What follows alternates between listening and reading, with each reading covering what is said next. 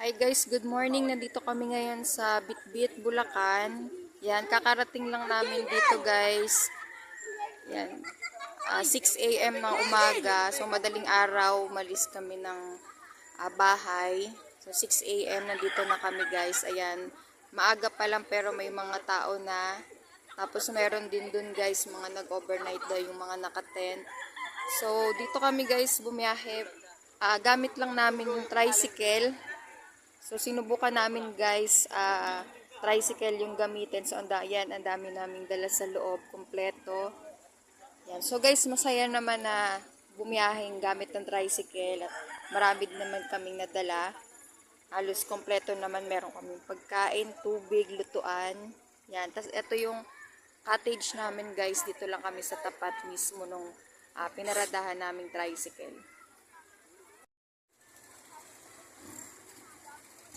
Ayan guys, so marami na rin dumarating na mga magsuswimming ngayon kasi Sunday ngayon guys, so maraming nag-outing at nagsuswimming.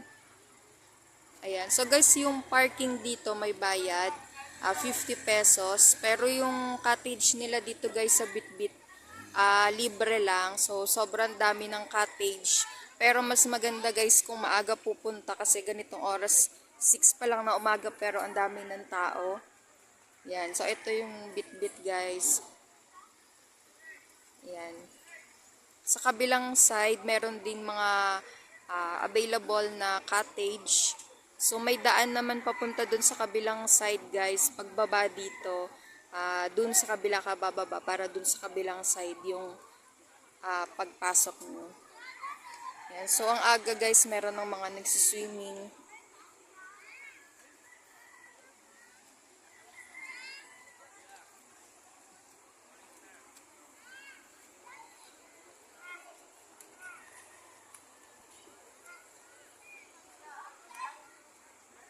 So, malinis naman yung tubig dito guys kasi running water siya kaya malinis.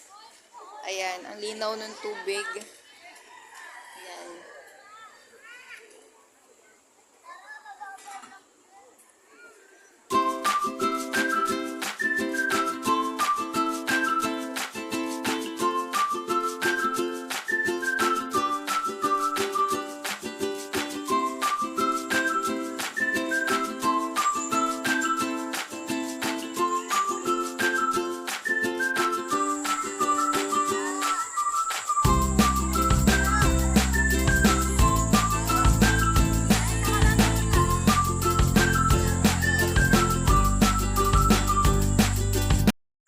Ayan guys, may araw na so pwede na kaming mag-swimming. Madulas nga rito. Dito ah.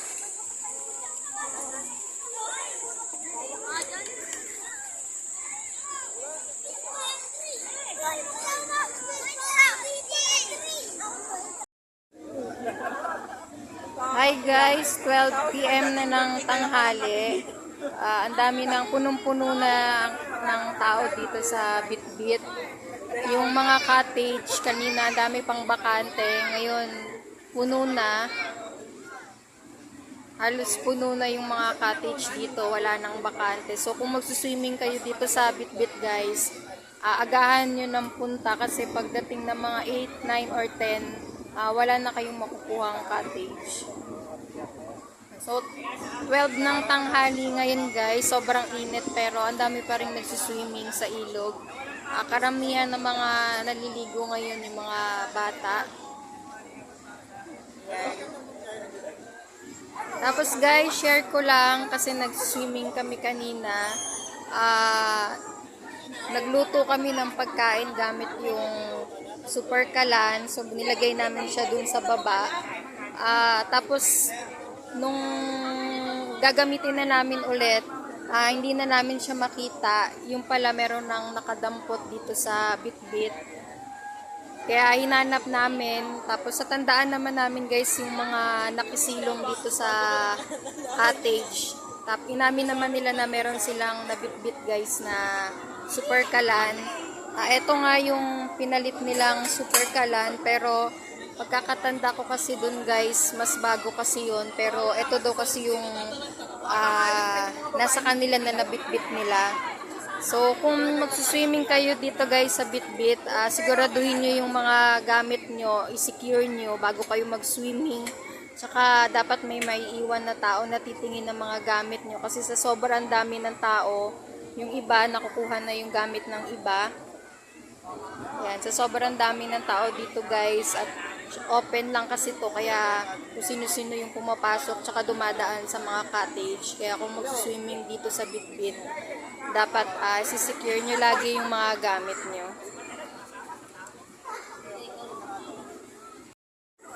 Hi guys, 2 o'clock ng hapon. Sobrang init pero maraming nagsuswimming kasi malamig naman yung tubig guys kahit na mainit yung araw. Kaya halos hindi mo mararamdaman yung init kapag nakalublog ka sa tubig. So ayan guys, karamihan na nagsuswimming dito, pamilya kasama yung mga bata. Kasi guys, atong Bitbit, maganda siyang pan-swimming kasama yung mga bata. Talagang pang bata to guys kasi mababaw lang siyang ilog. Hindi siya katulad ng ibang ilog na malalim. Tsaka marami dito guys, mga bata talaga nagsuswimming. Yan, kasi mababaw lang siya guys katulad niyan. Yan. Karamihan halos bata. Tsaka eto guys, nasa pagitan ng ilog kung tulay na to. Yan. Mula yan dito sa kabila. Patawid sa kabilang ilog. Ayan guys. Yung karamihan ng mga bata dito nagtatampisaw sa tulay na to guys. Kasi umaagos yung tubig dito. Lalo na kapag medyo malakas yung agos ng tubig. So, pwedeng-pwede to guys sa mga bata kasi mababaw lang siya. Ayan, katulad yan guys. Karamihan ng mga nagsuswimming, mga bata talaga.